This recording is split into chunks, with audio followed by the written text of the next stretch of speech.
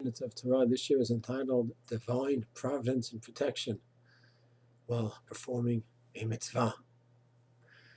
During this horrible wave of terrorist attacks, all people, all parts of the country have been attacked, religious, non-religious. Our enemies, Yamar Shemam, are certainly colorblind. A Jew is a Jew. Some people have been in the middle of davening, coming out of davening, on the way to shir, on the way to do another mitzvah.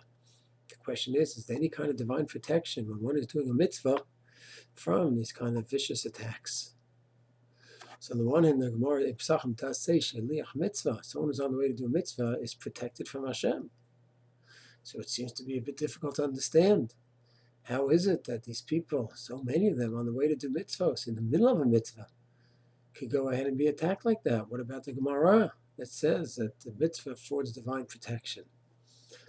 The fact is that the very place where the Gemara mentions the concept that a shliach mitzvah, a person doing a mitzvah, has divine protection, it's that same Gemara that answers the question as well.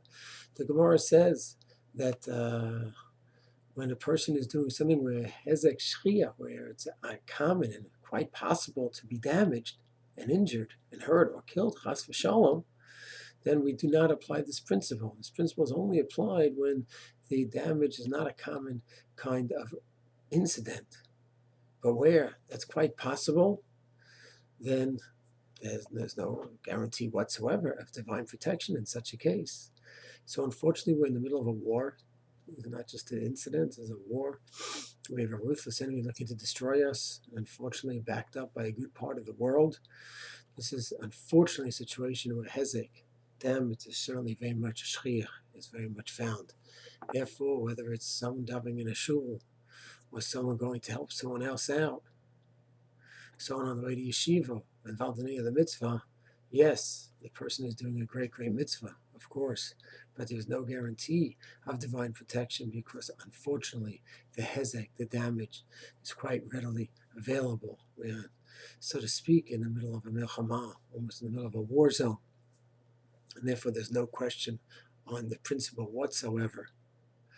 Rasvi Yehuda Kook said, during the 73, the Yom Kippur War, where after 67 we were such a high and we weren't prepared for the Egyptian buildup, and we caught off guard when the Egyptians built up and had a surprise war on Yom Kippur. Thousands of lives lost, Chayalim, Tzaddikim, so many righteous people. They said to us, Yehuda, what's going on? So he said, God didn't give us a contract that no one is ever going to get killed in the time of war. It's just not reality. Conquering Israel, Yishuv Eretz Israel, is a milchama, and during a milchama, people die. And that's why there was even halach of writing a get. A chayal, a soldier, would write a get to his wife in case he doesn't return, because there's a good possibility that he's not going to make it. This is a reality. Sometimes it's a bitter reality. But there's no philosophical questions here. It's painful issues, hard issues to deal with, but not philosophically challenging issues. Mitzvah Hashem, we should reach the point that we daven every day, thrice daily. V'chol b'nei vasa yikru v'shmecha. We hope that all of mankind will recognize Hashem, and recognize the Jewish nation as the chosen nation, and have a proper recognition of our place in the world. But until now, then, we have to just be strong, without defense, without Emuna and Hashem, and Mitzvah Hashem. We'll have better days ahead. Shalom.